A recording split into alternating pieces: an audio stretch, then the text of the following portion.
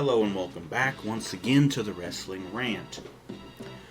I want to apologize right off the bat, although this may not be necessary. But I do want to make a note of it just so you guys know. This episode may end up going up late tonight. My internet's been throwing a fit. It's been screwing with me all day, going off and on. I don't know what the deal is. But, just in case it decides to throw another fit, I'm going to apologize. Show may not be up at its normal time tonight, but I'm going to try to get it up as soon as possible.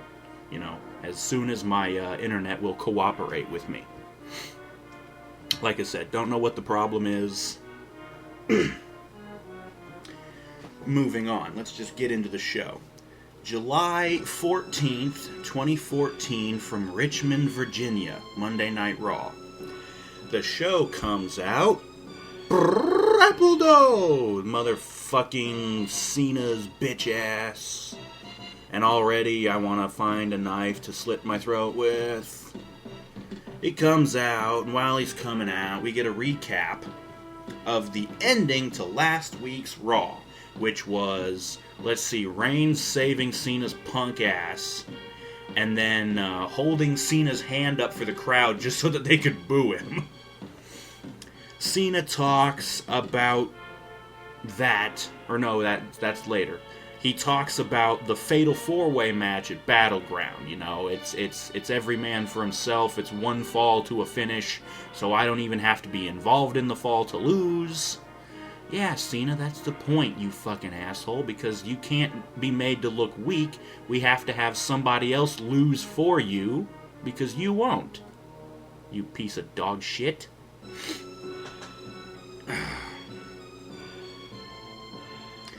And I don't know. Cena's talking. I don't really remember anything he says, which is another pretty clear sign that he sucks on the mic. Can't remember anything he says.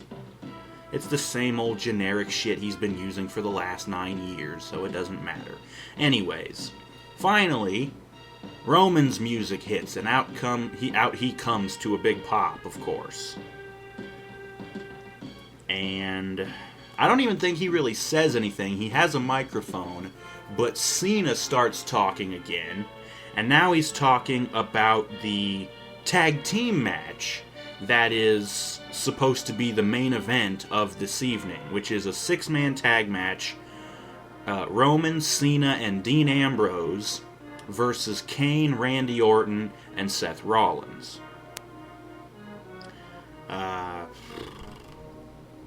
Cena's talking, and all of a sudden Roman interrupts by saying, "Get to the point, John." And Cena's like, "Come again?" They go back and forth. And finally, Ambrose cuts in from up on the Titantron, and he's like, hey, whoa, fellas, let's, skip the sissy girly shit here, or something like that. He's always great on promos. And he's talking, tonight we ain't talking, we're gonna do some fighting, we're gonna kick their asses. And he's talking, of course, about Kane, Orton, and Rollins. And, yeah, Ambrose is in one of the backstage areas. It's not like the usual Shield place, because it's not all dark and, like a little hallway. He actually looks like he's in one of the loading areas, because there's the big grated, kind of like a garage door, how it comes up, sliding door like that, Yeah. And that ends up coming into play, by the way. What ends up happening is Ambrose finishes his promo, and then he looks over to his right, and I believe there's Kane. And he's like, oh shit. He looks over to his left, and there's Randy Orton, and he's like, oh shit.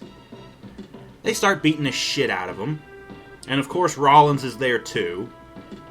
They all beat the shit out of him, and they're throwing him up against, like I said, the sliding garage door. They bang him up against that a few times. Then they pull him over to some more of those rolling trunks that they have there. And, they're kind of banging his head against it, whatever. And then Kane grabs Dean by the throat, picks him up, and choke slams him on top of the trunk. And Dean's kind of slumped up against it. He's sitting on the floor, and he looks up and he's like, "Is that all you bitches got?" And of course, the three stooges look at each other. Rollins decides to get up on top of the trunk. There's another, box or something next to it, which is a little bit lower. Rollins, they hold Ambrose face down against the other smaller box. Rollins jumps up off of the trunk and curb stomps Ambrose's face into the box. So he's out after that. And after the whole beatdown, they cut to a commercial. And I'm thinking, the whole time the beatdown was going, I'm thinking, why in the hell aren't Roman and Cena coming to help Ambrose? Apparently, they just stood there in the ring the whole time watching, I don't know, They couldn't find him, but apparently, Rollins and Randy and Kane could find him. I mean, I guess it's not hard to find the loading dock area of the arena, for fuck's sake. So yeah, shitty partners, I guess you could say, but I don't know. Because, it's not even like they showed Roman and Cena bailing from the ring to go run backstage. No, there was no cutaways, nothing. It was just the solid beatdown the whole time. So, I don't know what in the hell Roman and Cena were doing. I guess they were playing with themselves. I don't know. But anyways, it cuts to commercial. And when it comes back, they recap what just happened.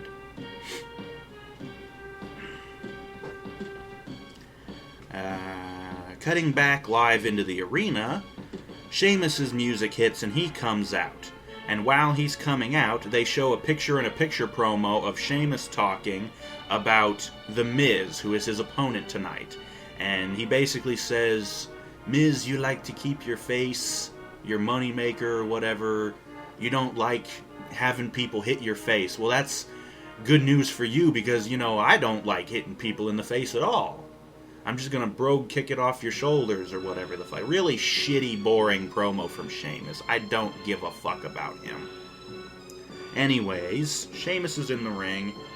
Miz's music hits and out he comes with his awesome pay-per-view coat that he's now apparently wearing full-time for his entrance now, along with the aviator shades, looking like a total Hollywood douche. Yeah. He comes out on the stage, and he's got a microphone. And his music cuts off so he can talk. And he starts talking about he's going to win the Battle Royal at the Battleground pay-per-view for the Intercontinental title. And he also says at the end of his promo, just as a treat to the WWE Universe, I'm going to have the guys in the production truck put this nice big picture of my face on the Titantron so you can enjoy it throughout the entire match. And sure enough, this big fucking picture comes up on the Titantron of Miz's face.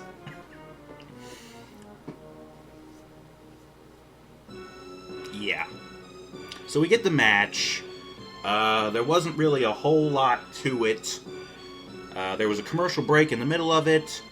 And during the match, after they came back from the commercial break, during the match, I guess they even thought the match was boring, so they cut to a rundown of the Battle Royal participants, the Intercontinental title Battle Royal at Battleground, showing a really quick flyby of all the different participants. And I'm like, you're in the middle of a fucking match, you idiots! Show that shit later. And they do. So it was stupid to do it here. I don't know if somebody's finger slipped and hit the button or something. Fucking idiots, but either way. Finish of the match comes. Miz is in the corner, and Sheamus goes for the brogue kick. Miz ducks out of the way and rolls Sheamus up for the 1-2-3. So Miz wins. And all I could write down was fucking LOL, because that's hilarious. We cut backstage to the office where Kane, Orton, and Seth are talking to each other. And then up comes Triple H, and I'm like, oh, damn, they couldn't be on vacation 2 weeks in a row, could they? Triple H said something, I don't know what the fuck. Seth had already left, but then Kane and Orton leave. And then Stephanie comes up, and she says something to Triple H, and then the two of them make out. And I'm like, oh, great, because that's just what I wanted to fucking see. Two cunts that I don't like making out with each other. And Stephanie even said, I love you, Paul, or some shit. I'm like, fucking choke on each other's dicks. Moving on, cutting back live to the arena. Big fucking pop for Dolph motherfucking Ziggler as he comes out. Yay. He comes out to a pop, of course. And before his opponent can come out, they cut to a commercial. Coming back from the commercial, we get the WWE Rewind or whatever. And of course, this basically just leads into the match, because the Rewind is from SmackDown. Again, this is basically a recap. SmackDown, if you'll remember from my SmackDown video, they had a rematch from whatever pay-per-view it was, where they tried to have Layla and Summer Rae versus each other with Fandango as the referee. Well, during the rematch, Summer and Layla basically decide, fuck this, and we're just going to attack Johnny. And that's what they do, and they chase him off, and he's sitting on the ramp, and then the two of them start dancing with each other. And yeah, like I said, that's basically just a segue into this match. Because coming back live, Fandango's already in the ring, finishing his entrance. And of course, no Layla, no Summer, they're not with him anymore. And we get a match between Ziggler and Fandango, and of course this is a match, or a rematch, from the other week when it was the same thing, and somebody distracted Ziggler and allowed Johnny to get the win. I don't know. But either way, immediately as soon as the match starts, there's a Let's Go Ziggler chant. And I think there was another one at some point, but I didn't bother writing it down. But right in the middle of the match, Fandango's music hits again, and everybody's like, what the fuck? And they look over, and there's Summer and Layla dancing on top of the commentary table. They're dancing, they're shaking their asses, doing about all they can because they ain't worth shit in the ring. Of course, that's basically just a distraction. Johnny's looking over like, what the fuck? He turns around, Ziggler grabs him, jumps up, even Johnny jumps up. Big fucking fame-asser. Ziggler covers him 1, 2, 3, and that's the match. So yeah, Ziggler won with the famouser and not the zigzag. So Ziggler wins. The match before the two harlots decided to come out was actually okay.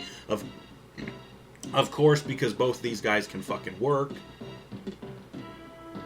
I don't care what anybody says about Fandango. You know what? Here's the way I feel about it. The gimmick sucks. The stupid ballroom dancing, and the cheesy music, and the goofy Burning Man pyro thing that they have come down from the rafters, that's all some goofy, cheesy shit. But Johnny, as a wrestler, he's good. I wouldn't say he's super spectacular or anything, but he's better than a lot of the other guys today. He's better than Cena. But then again, that's not saying much. But he's a good wrestler. He can cut promos. I don't see why they decided to put him with this stupid ballroom dancer gimmick. Either way, after the match, Ziggler's music, of course, starts playing, but then it stops when Summer and Layla get into the ring, and so Fandango's music starts playing, and Summer and Layla start dancing around again. They're dancing around Dolph.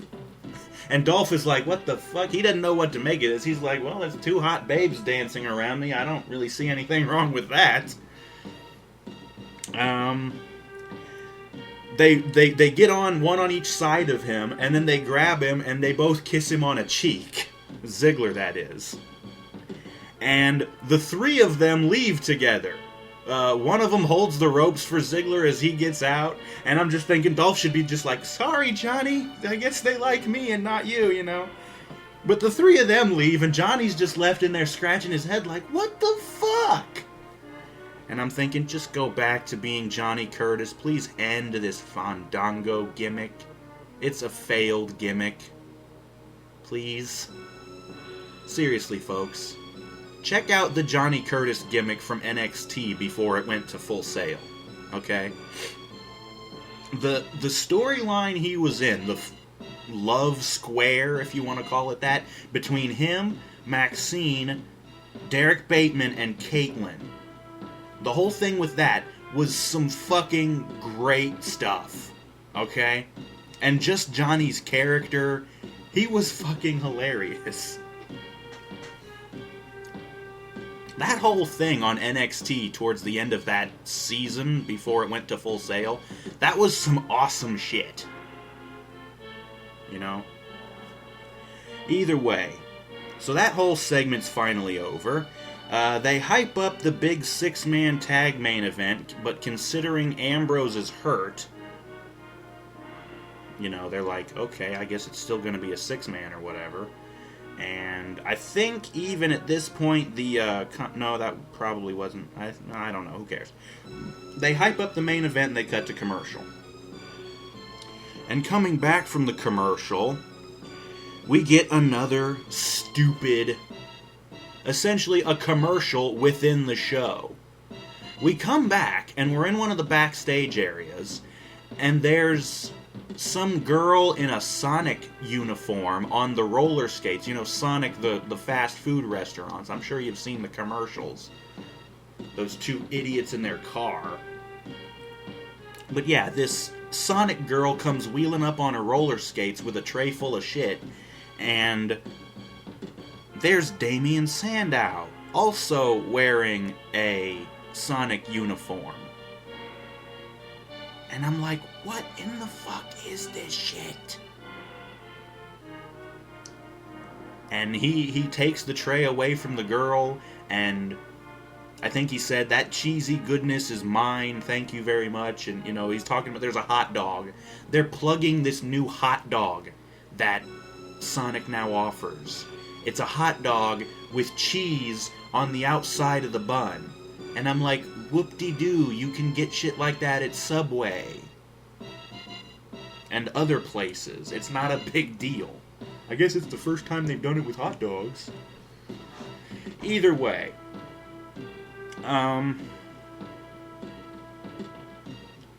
Up comes Adam Rose and his rosebuds. And again, this is like the twisted iced tea from the other week with Santino. And Rose is like, you should really try this hot dog, it's great, you know? And Sando's like, I know, I'm going to. And Rose grabs it and he's like, but you don't deserve it. And I'm like, motherfucker, he paid for it! You let him have his fucking hot dog, bitch! Go be fey and stupid somewhere else. Where's Leo Kruger, goddammit? I'm gonna start a missing person thing for this, because this Adam Rose shit is pissing me off. Either way. Okay, yeah, what ends up happening is Rose yanks on the hot dog again, and if that's not a fucking metaphor for something, I don't know what is. Fucking lol. He yanks on the hot dog and throws Sandow off screen, and you just hear this crashing sound. And I'm like, great dub there, assholes. You couldn't at least show him getting thrown into something and... Nope, we're too cheap for that. Just throw in a stupid sound effect. Whatever. Moving on. I'm gonna have a fucking stroke in a minute if I don't move on from this shit.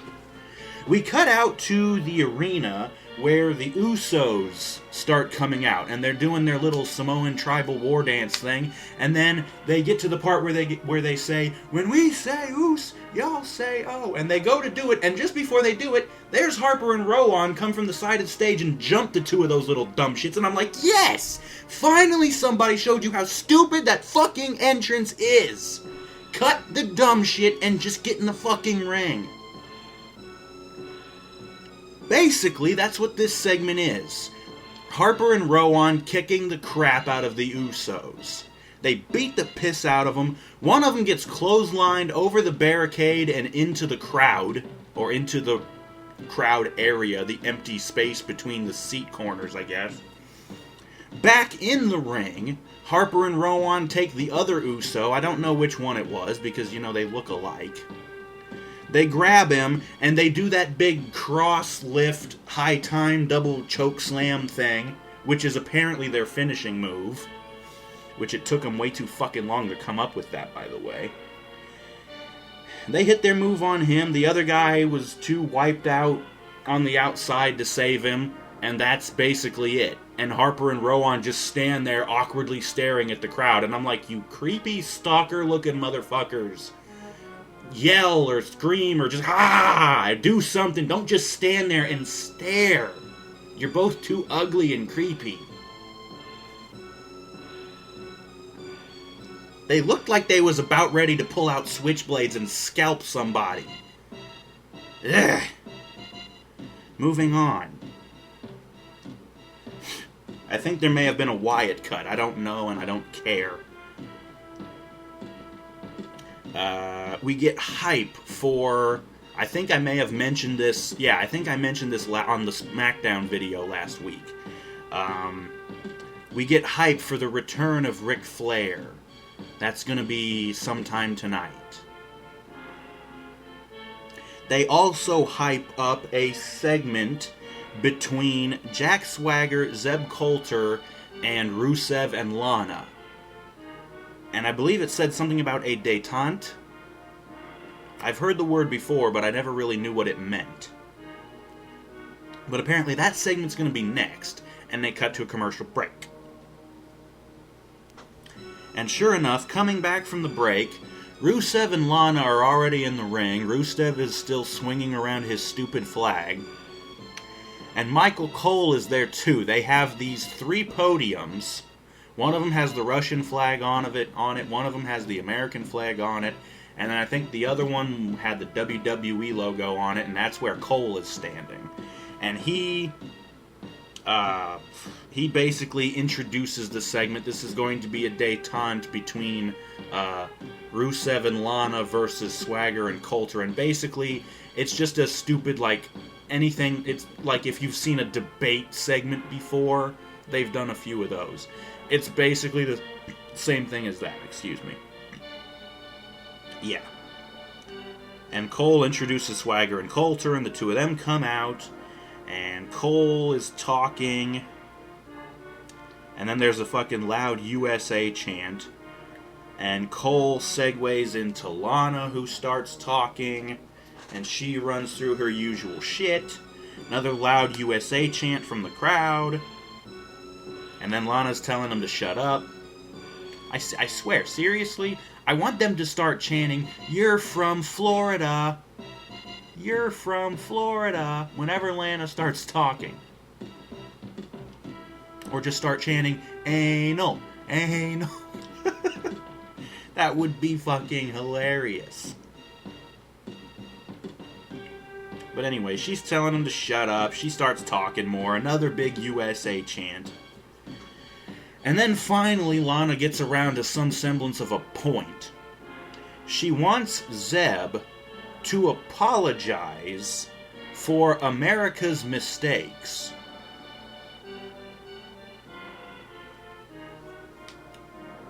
And that's apparently what this is all about.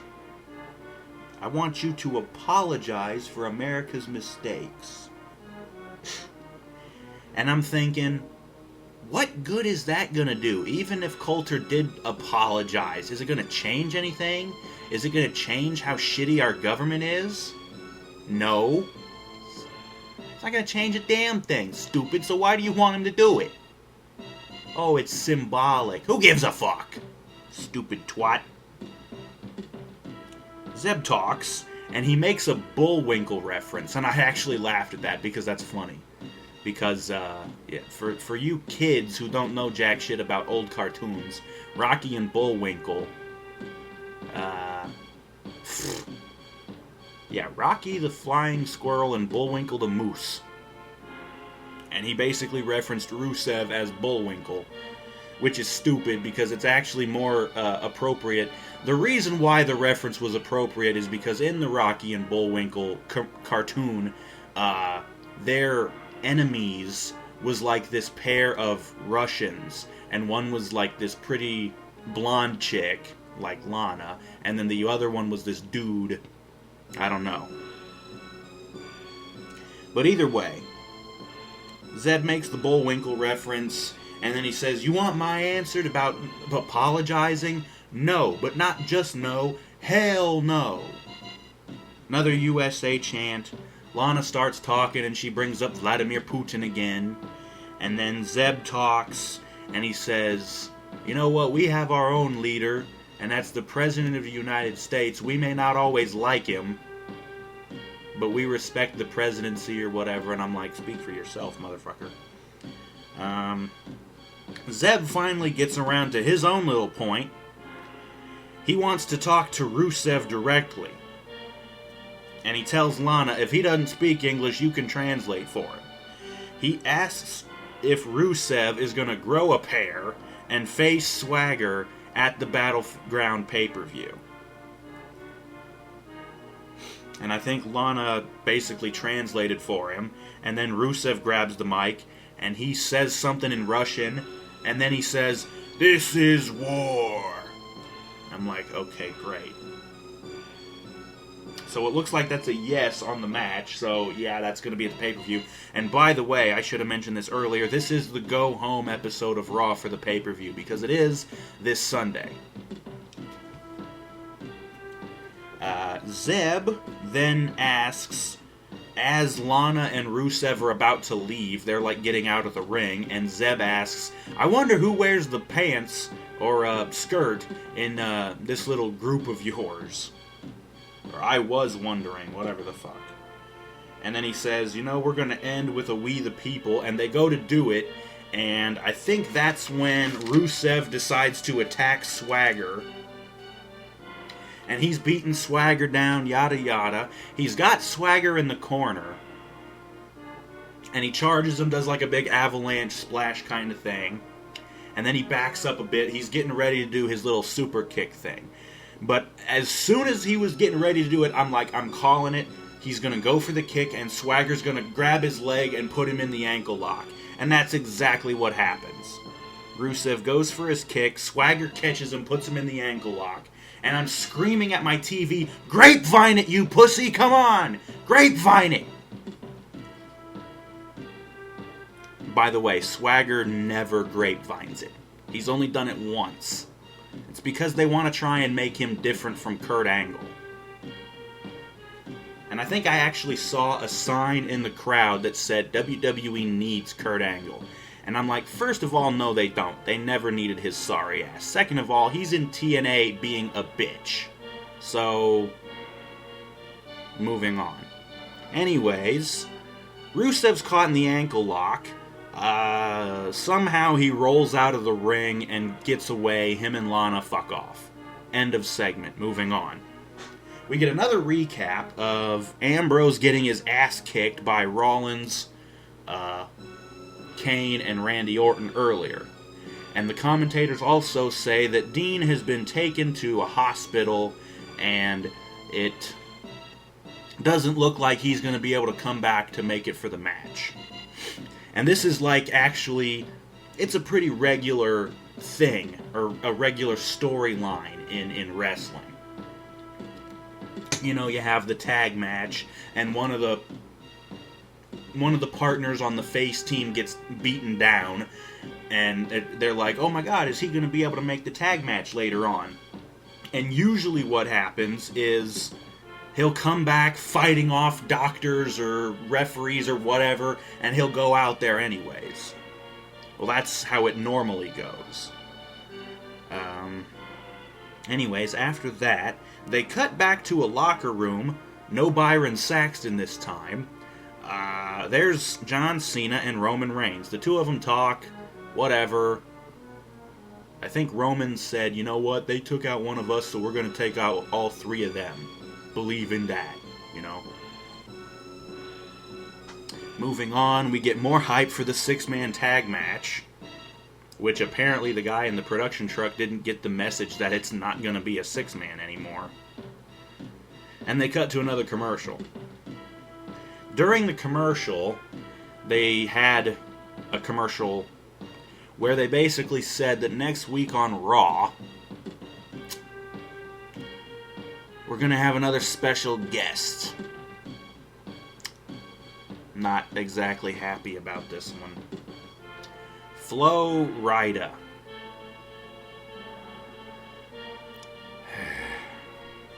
This piece of dog shit has already ruined a number of segments on WWE TV. He performed at WrestleMania one year, I think. Some shithead rapper. I don't like rap music. There's very few exceptions to that rule, but generally I don't like rap music. I don't know if he's just like guest hosting or guest starring or whatever they try to call it, or if he's going to be performing. I really hope he's not performing, because the last thing I need is his shit music. Anyways, coming back from the commercial, Alberto Del Rio is in the ring finishing his entrance. And then Rob Van Dam comes out, and we get a match between the two of them. Match is pretty yawn, and there was only really one big spot. And what happened was, Del Rio was on the outside of the ring, over by the apron. RVD goes to, jump out of the ring, pull the ropes and, pull himself out of the ring to dive down on Del Rio. He goes for a crossbody. But Del Rio backs up, grabs the ring skirt, pulls it out. Del Rio splats and gets tangled in the ring skirt. Banged. It looked like he banged his face on the frame of the ring underneath. And Del Rio even used this opportunity. RVD's still tangled in the ring skirt. Del Rio uses the opportunity to jump off the side of the ring and do his little enziguri thing. And it almost looked like he popped RVD in the face with his knee. That would have been funny as hell. So that was the only big spot of the match. The finish comes, Del Rio's down, and of course RVD goes for the 5-star. However, he goes for it, Del Rio gets his knees up, RVD kills his guts, but Del Rio grabs onto him, wraps his legs around his arm, flips him over right into the cross arm breaker. RVD has to tap out, so Del Rio wins, and the crowd's dead. So the match was pretty yawn, but whatever. Moving on, I think this is when the commentators decided to say, okay, they had been plugging the WWE Network all night. Fucking hell, when Cena came out for his promo at the beginning of the show, he talked about the fucking network. Fuck off, this was a bad idea, just shut up. But the commentators say, tomorrow night, you gotta sign up for the network right now, because, tonight's the last night that you can sign up for the free week trial, or whatever. And you gotta sign up tonight, because tomorrow night, we're gonna be doing this special thing, first ever. And they cut to a video, which shows that they're going to be playing the CM Punk Best in the World. They released this as a DVD, I'm pretty sure, a while back.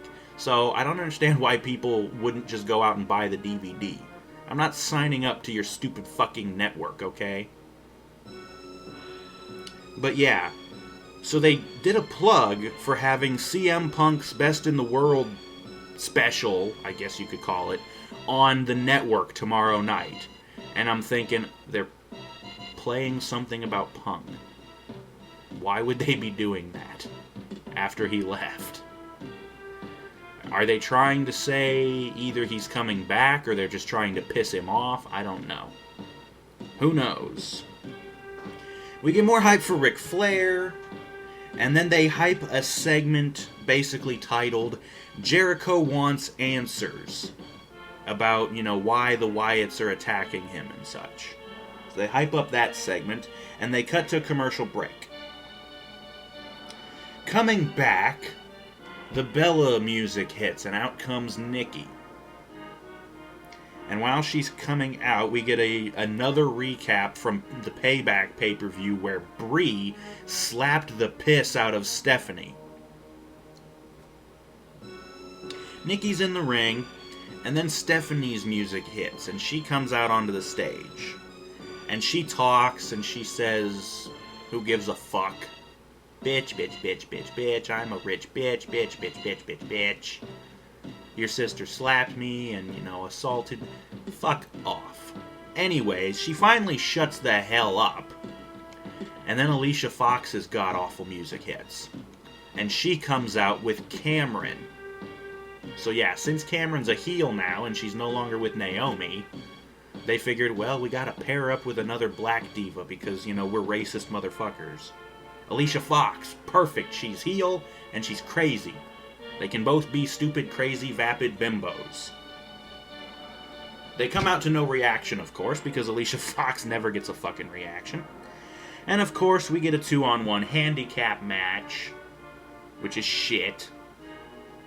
The only thing I wrote down as a note for this match, Alicia Fox gets the win after hitting a move I can only describe as, what the fuck was that? I'm not even sure if I can properly describe it. Nikki was down on her hands and knees, which I'm sure is a position she's familiar with, being that she's dating Cena. And she has to, do stuff like that to keep her job in the WWE. Anyways, she's down on her hands and knees. Fox grabs her by the arm and looks like kind of arm wringers her, and then she puts her leg over Nikki's neck. And then she torques the other way, and it looks like she tried to plant Nikki's face into the mat. It looked like shit. I don't know what in the fuck that was supposed to be. Fox covers her and gets the win. So Fox and Cameron win. Other than that, the match was shit. The crowd was dead afterwards. We get more hype for the tag main event, and they cut to another commercial break, and the first commercial was a commercial, and I believe even the commentators segued into this by saying, the new WWE 2K15 video game is coming out soon, and we want you to take a special look at the new pre-order bonus.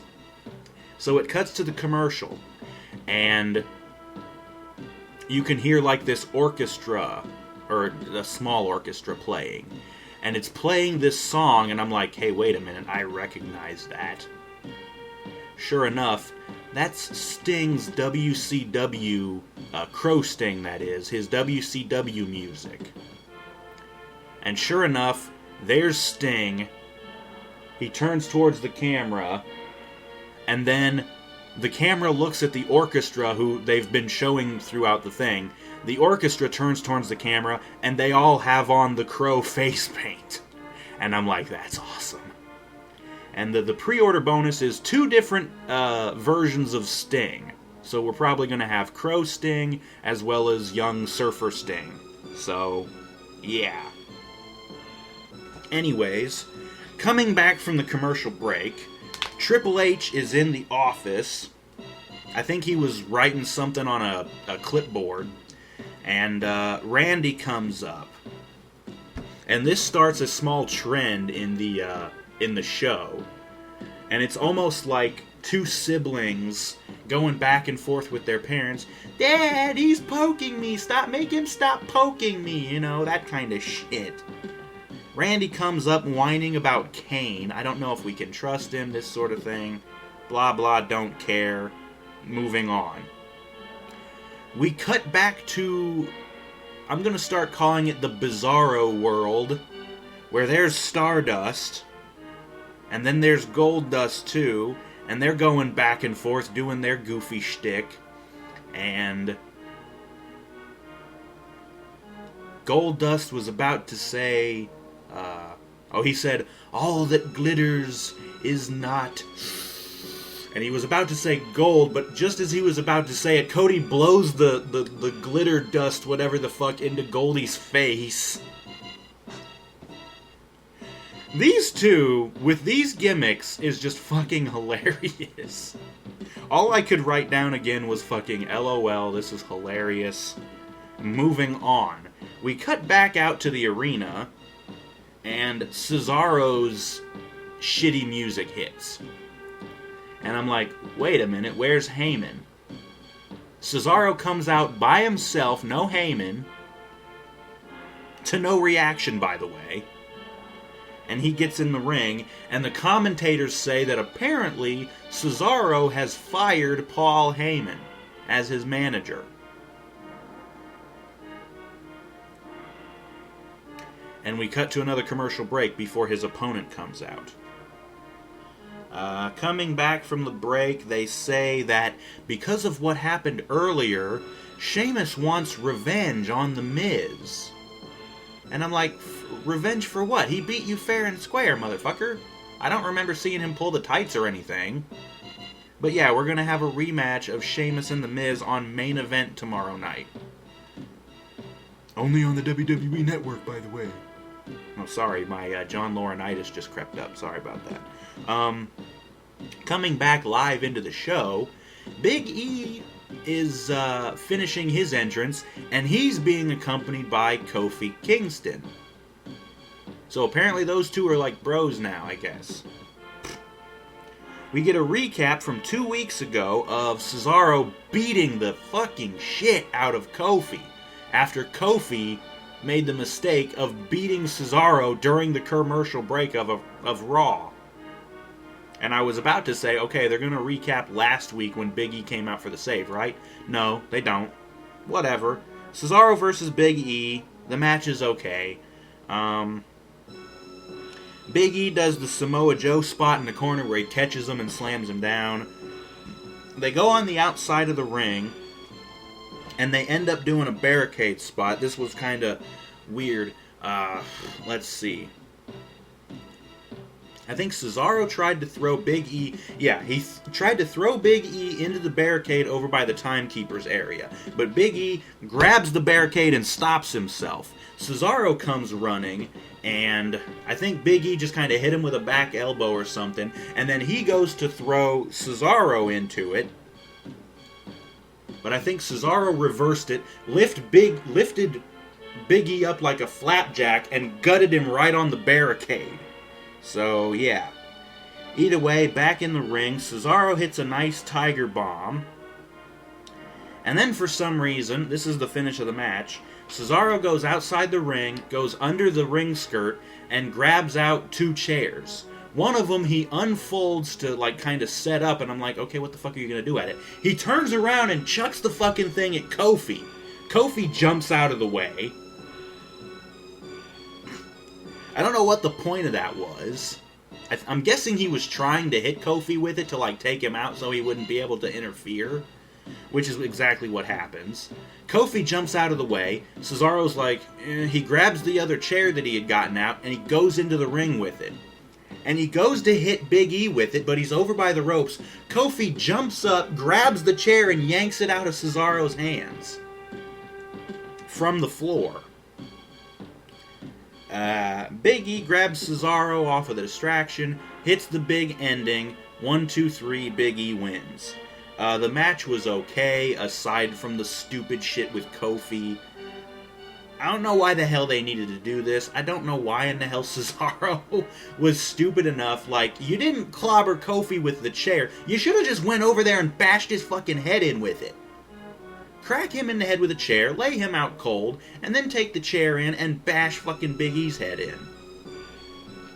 I'm guessing he didn't really care about winning the match. He just wanted to show these two who's fucking boss. Didn't work, and he gets beat because of it.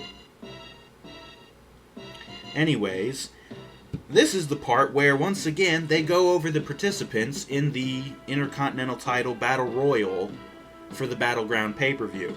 And I think this is also where the commentators made mention of the fact that former champion Wade Barrett is going to be there at the pay-per-view to present the winner of the match the title. And I'm thinking, he's injured. Why? And I don't care about Wade Barrett. So this is probably going to be some sort of a swerve. He'll... Surprise, surprise, it was a weak shoulder injury that shouldn't have even kept him out anyways. Let me guess, it's going to be like an episode of Punk'd. Like, I wasn't really injured, I just did it so I could, Whoever wins is going to get blasted in the face with the belt by Barrett. And he'll be like, I'm afraid I've got some bad news. I'm not really injured. I just felt like taking a vacation, so I came up with this injury ruse.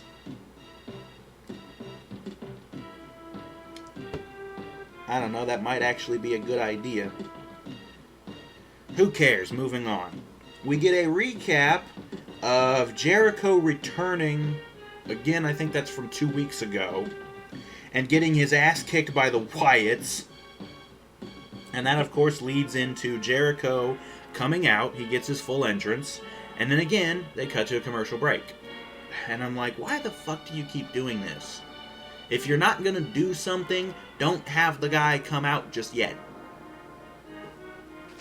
Anyways, coming back from the break, they do the Sonic turning point. And I'm like, what the fuck is a turning point? That's a TNA pay-per-view, you idiots. Anyways, again, it's just a recap. And this time it shows from SmackDown, Jericho being beat by Randy Orton off of a distraction from the Wyatts, or Bray, who was up on the Titantron, or whatever the fuck. Who cares? Moving on. Jericho's in the ring, of course. He talks about his accomplishments over the years. I beat The Rock and Stone Cold Steve Austin in the same night to become the first undisputed champion. Yada yada. Then he starts talking about Bray. He's like, I don't know why he's attacking me. This guy's an anomaly and all this shit. And of course, the Wyatt cut. There's Bray on the Titantron, and he starts talking, cutting a promo. And this was a huge shock to me. During his promo, the crowd starts chanting boring. And that's not even a joke. That actually happened. Because it is. It's getting boring. He cuts the same old promo every fucking week. At the end of his promo, we do another cut and the lights go out. And of course, when the lights come back on, there's Harper and Rowan in the ring, flanking Jericho.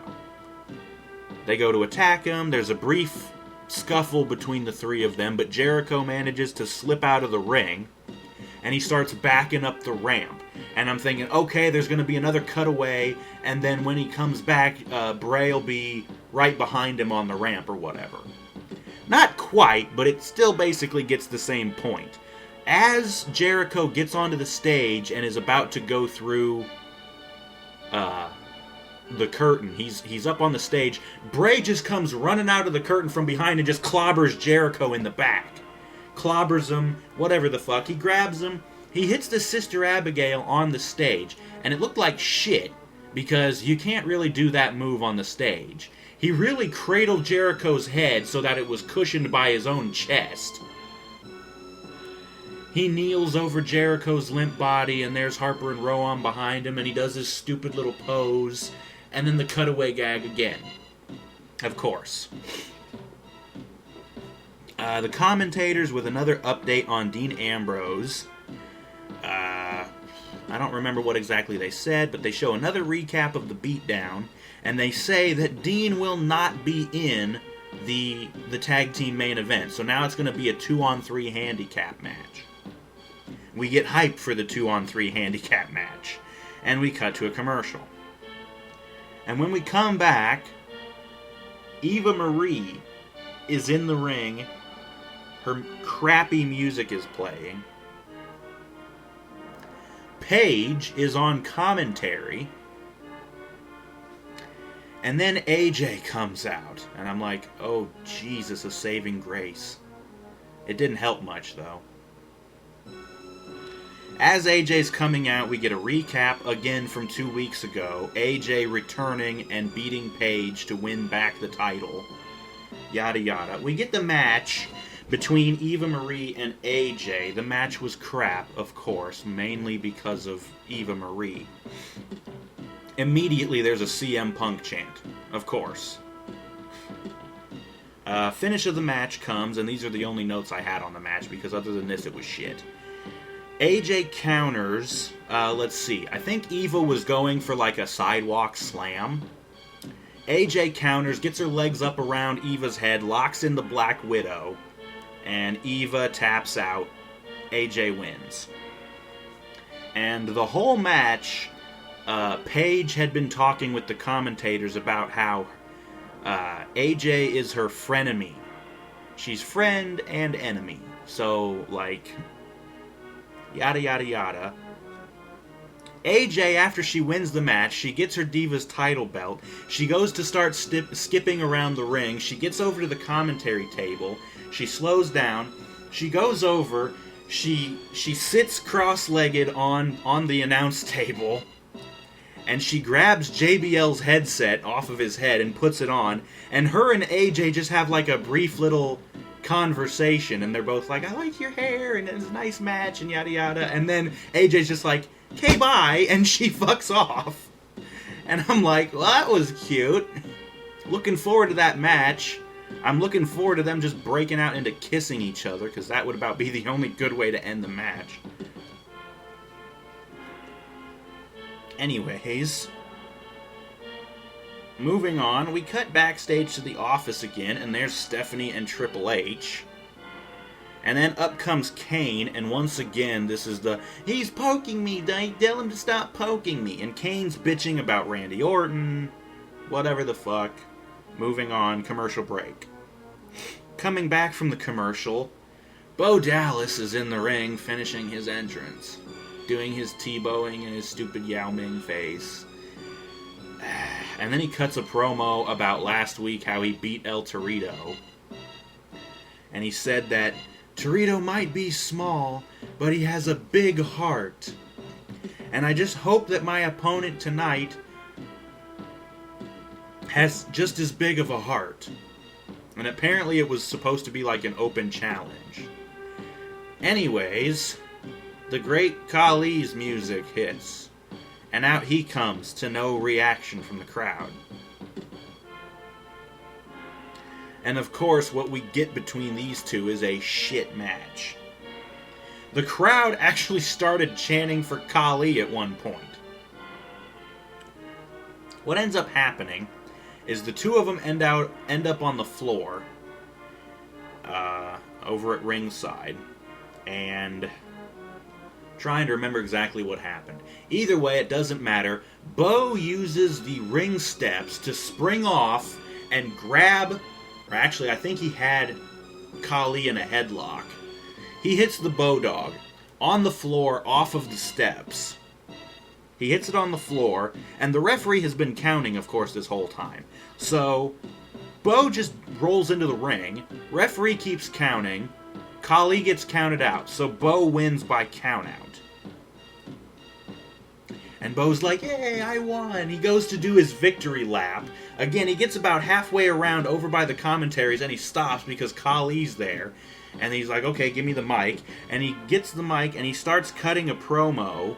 I don't remember exactly what he said.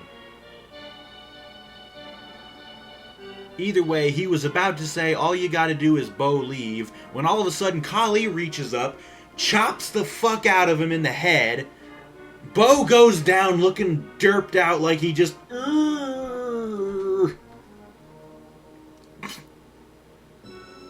So Bo gets the shit chopped out of his dome. They show the participants for the Intercontinental title Battle Royal again, and oh yeah, Khali is in that too. So, yeah. You couldn't find somebody else to be in this thing? Why you gotta put Khali in there? I don't like... That makes me nervous because Khali won the world title in a Battle Royal once. And it sucked. Anyways, after that they cut to another commercial. Coming back, there's Stephanie, Triple H, and Rollins in the office talking. And whatever the fuck. Seth leaves, and up comes Paul Heyman, who says to Triple H and Stephanie, you know, if your plan A and your plan B don't work out for you at Battleground, you guys should talk to me if you want a guaranteed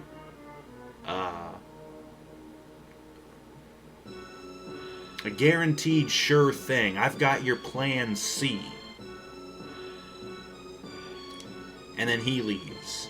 End of segment. There's Ric Flair backstage getting ready to come out for his big thing. That's going to be next, and they cut to a commercial break. Coming back, there's Renee Young in the ring. She introduces Flair, and Flair comes out. And he starts talking a bunch of shit. I don't remember exactly what it was. Who cares?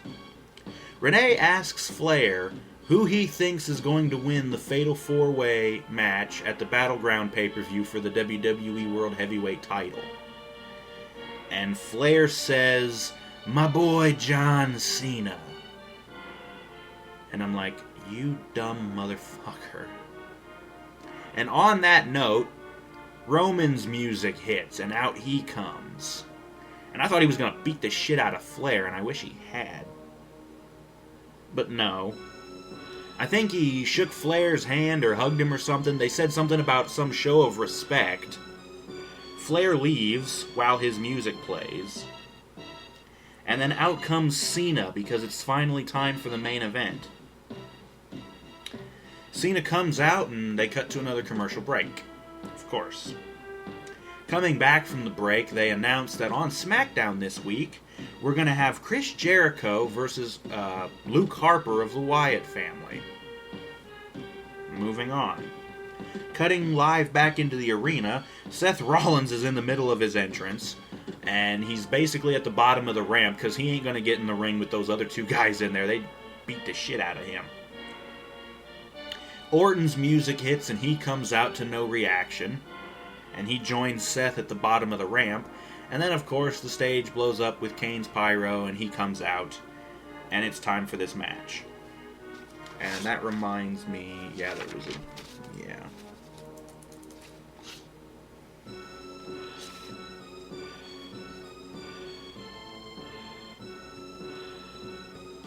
Just make a note of that. Yeah. So we get the match, 2-on-3, Cena and Reigns versus Rollins, Orton, and Kane. I think Cena started the match. Yeah, Cena started the match. And immediately there's the dueling chant. Whoop-de-shit. Cena gets backed into his corner, and Roman tags himself in. So, ooh, tension, whatever the fuck. Commercial break. Cena does his ugly drop kick. I really don't know why he keeps doing that. It always looks awful. John, you're too top-heavy, man. You can't throw a drop kick. Rollins does the Three Amigos suplexes. Roman is able to hit his apron drop kick on Randy Orton.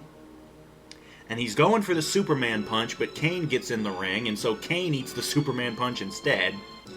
Rollins goes to springboard onto Roman, but Roman sidesteps him, and Rollins looks like he tweaked his leg.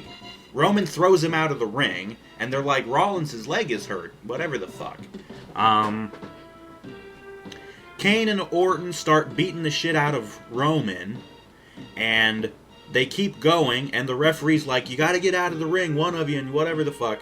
Of course, you can see where this is going. They don't stop. Referee calls for the bell. DQ. So, Kane and Orton continue beating on Roman. All of a sudden, Cena gets in the ring. And he's trying to clear house, yada yada. He's trying to take Kane out. I think... I don't know. It was either Kane or Orton. One of them was on the apron. and Cena was trying to hit him to knock him out, whatever. The other one comes running. Cena gets out of the way, and he hits the other guy who was on the apron. So, miscommunication between Kane and Orton, more teasing the two of them not liking each other.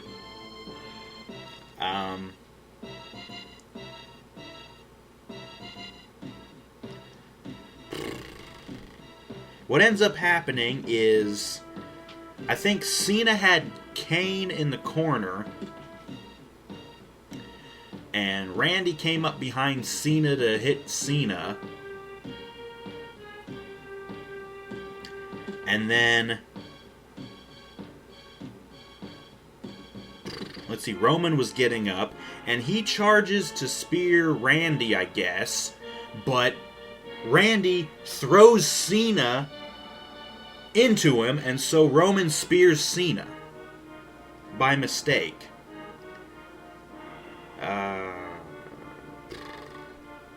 Orton then RKO's Kane. Oh, right. I think Kane hit Roman and threw him out of the ring. And then so Randy RKO's Kane because of the miscommunication earlier. Oh, right. It was Kane that hit Orton who was on the apron. And yeah. So yeah, that's how that went. So Orton RKO's Kane. He's the only one left standing. He gets up on the turnbuckle. There's a really awkward pause. I guess the guy, again, in the production truck didn't know when to hit the button. Randy's music finally starts playing. Randy does his little pose. Only to get down off of the corner, he turns around and gets speared by Reigns. And so Reigns is left standing tall. He gets up on the turnbuckle and does his little pose. And that's the end of the show as Cena watches on. He's down in one of the corners, you know, holding his gut because he just got the shit speared out of him. And once again, we end the show with Roman Reigns standing tall. And that's the end of the show. So, again, that was your go-home episode of Raw. They're really trying to build up Roman. But then again, as I have said before, if you look strong before the pay-per-view, chances are you're not going to win at the pay-per-view. So, I would be very surprised if Roman won. Number one, I really still don't think he's ready yet. He still needs some time to work on his promo skills and maybe add some more moves to his moveset, his arsenal, that sort of thing.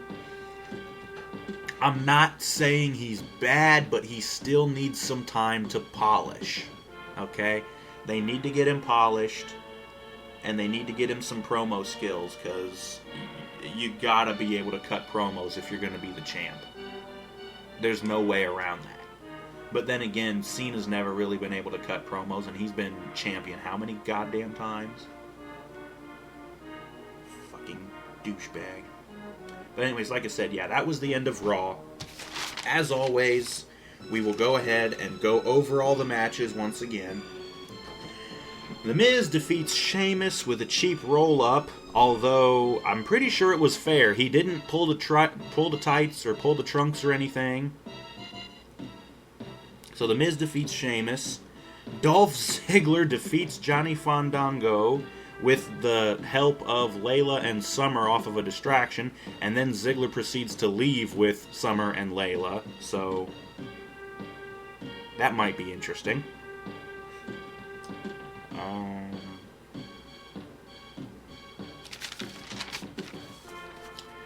Del Rio defeats Rob Van Dam. Give him credit, it was a good enough counter of the 5-star into the arm breaker. Still kind of a boring match, though. Alicia Fox and Cameron defeat Nikki in a 2-on-1 handicap match with a fucking stupid-looking finishing move by Alicia Fox. Christ. Wouldn't be surprised if Nikki had a concussion after that. Big E defeats Cesaro with Kofi Kingston's help in an okay match.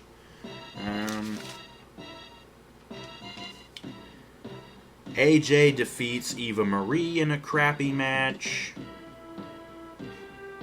Basically, again, just building up to the feud between AJ and Paige. Bo Dallas defeats the Great Khali by countout because he's not going to beat him straight up. Shit match. Only good part was seeing Bo get his head chopped off by fucking Khali and him acting like derp. Anyways. And then in the main event, Cena and Roman Reigns win by disqualification against Rollins, Orton, and Kane when Kane and Orton would not stop attacking Roman, and the referee called for the bell. And then we get a big scramble at the end, and the show ends with Roman Reigns standing tall. So that was your Monday Night Raw, your go-home episode of Raw, no less, from July 14th, 2014, from Richmond, Virginia. Overall, the show, not really that great. Couple of funny moments, Miz beating Sheamus, and Ziggler winning and walking out with the two girls. Couple of other things, whoop-de-doo.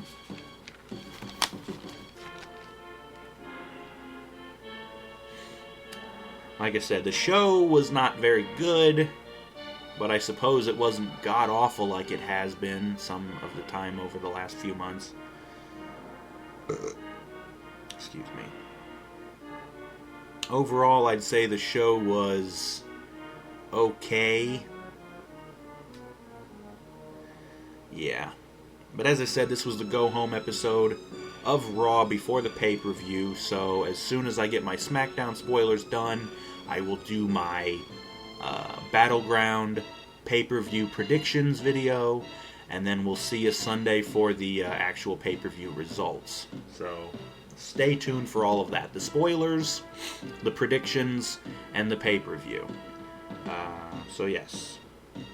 Thank you for watching as always.